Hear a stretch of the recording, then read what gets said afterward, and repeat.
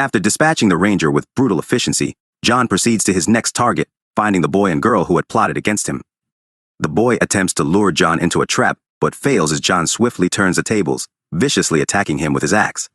The girl, terrified and clutching John's locket, flees, desperate to escape his relentless pursuit. Despite her efforts, John continues to appear before her no matter where she runs. Eventually, the girl manages to reach a road where a passing driver offers her a lift. Curious about her distress, the driver learns of the terrifying encounter in the jungle. Sharing a similar tale of a bear attack with her, the driver speculates that her brother may have encountered John. Determined to help, the driver urges her to keep driving through the jungle without stopping. However, as they drive, the driver inexplicably ties her up while staring into the jungle, fearing John's return. Fortunately, John, now in possession of his locket, exits the jungle and leaves the area. Despite earlier implications, John appears to be alive and embroiled in a conflict over the locket. The girl decides to return it to him, prompting a ranger to mockingly suggest that John's friendship could prove treacherous. Night falls, and John arrives at the ranger station, only to be shot by a ranger attempting to return him to his grave. However, the plan backfires as John retaliates swiftly, catching the ranger off guard. Meanwhile, the boy and girl flee for safety, but John chooses not to pursue them this time. Instead, he confronts the ranger who shot him, swiftly dispatching him with a hook to the spine to settle the score. John, disappointed not to find his locket on the boys, sat contemplating where it could be. Suddenly, he spotted two members of his group approaching in the distance, both wearing the same locket he sought. Determined to reclaim it, John readied his axe to confront the girl. However, before he could strike, he noticed John approaching with them. Swiftly, the boy intervened, whisking her away on their bike through the jungle. Undeterred, John stealthily pursued them. They eventually reached a ranger station, where they reported John's pursuit.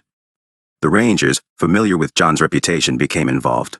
One ranger, noticing John's mother's locket around the boy's neck, questioned why the girl had removed it. John, drawn to a toy car hanging from a key ring, delighted in its playful allure. His enjoyment was interrupted by a remark from one of the boys, suggesting ownership wasn't solely his.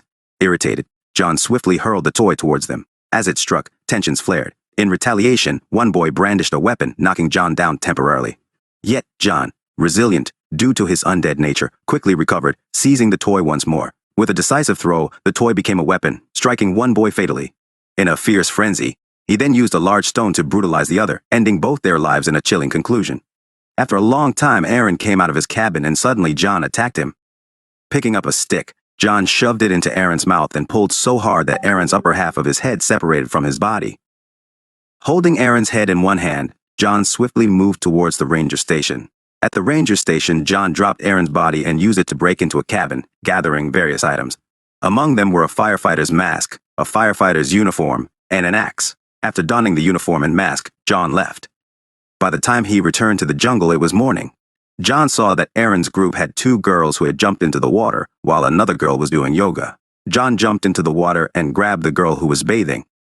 Exactly a week after his father's death, John came back to life for the first time. Emerging from the ground, he sought vengeance and ended the lives of every man in the village who had wronged him and his father. The destruction caused by John was unstoppable. Eventually, someone discovered the sad story behind John's rage, his connection to his mother's locket. They managed to put John back under the ground, using the locket to put him back to sleep. However, years later, John was revived once more, causing destruction until the locket was found again and used to put him to sleep. Now, for the third time, the locket had been removed, awakening John. He was determined to find his locket. As an undead being, John could not be killed. The only way to stop him was to return the locket and put him back to sleep. After finishing John's story, the group of campers took a selfie, capturing the moment. Then, they headed back to their cabin, unaware that John was still watching them from the shadows, biding his time. His neck bone broke, and he died on the spot. Seeing him dead, all the people who had planned to harass John were worried. They realized that they could go to jail for their actions. To save themselves, they made John wear the firefighter's mask and spread the news in the village that John had been playing at the fire tower and accidentally fell to his death. The villagers believed the story, but John's father knew something was wrong. He suspected that the boys spreading the story were responsible for John's death. When John's father confronted them to uncover the truth about his son's death, a brutal fight ensued. The group beat John's father so severely that he also died. When this incident reached the police, they covered it up, and slowly, the villagers forgot about it. But John did not forget. John's spirit remained restless, bound to the locket his father had given him. Now, awakened and furious, the monster that John had become roamed the jungle, seeking the locket and vengeance for the wrongs done to him and his father. The campers, unknowingly entangled in this tragic history, are now in grave danger as John seeks to reclaim what was his, but his mental condition was not good. As he grew older, his mind remained like that of a 5-year-old child. The locals did not like John's father, and those who were angry with his father would take out their frustrations on John. John, unable to defend himself, became an easy target for their cruelty. John loved playing with toy cars and spent most of his time with them. One day, while he was playing, a man accidentally stepped on one of John's toys and broke his foot in the process. The man was unable to work for several months due to the injury, and John was blamed for the incident. The locals, seeking revenge on John for something that wasn't his fault, devised a cruel plan.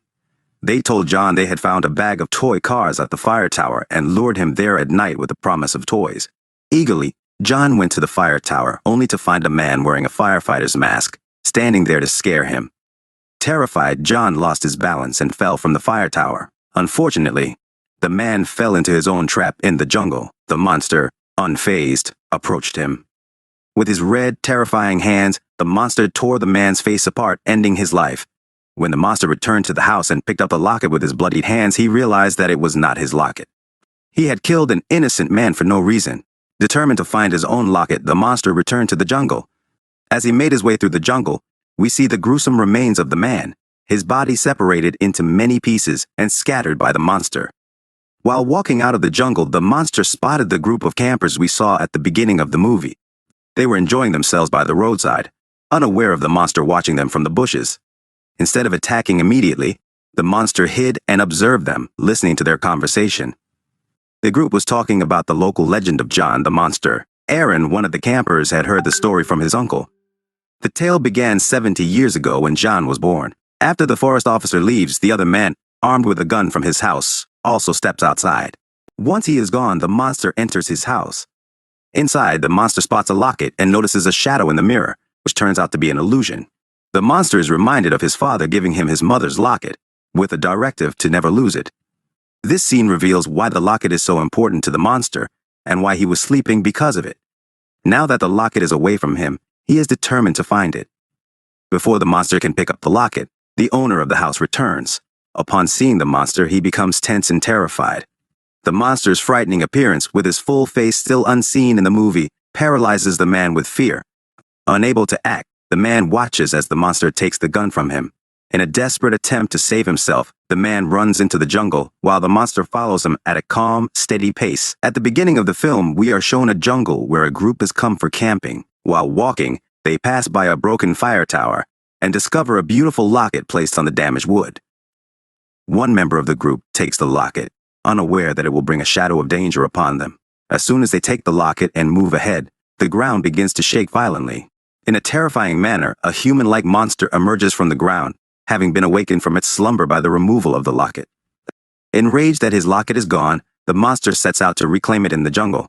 Upon reaching a tree, the monster finds a dead animal caught in a trap and notices a camera nearby. Realizing that someone must live close by, at the same time, it hears a car horn coming from 2 houses where 2 people are arguing. One of them is a forest officer, and the other is a local resident. The forest officer insists that the residents set fewer traps in the jungle to avoid endangering tourists. Meanwhile, the monster continues to move towards them as the argument persists.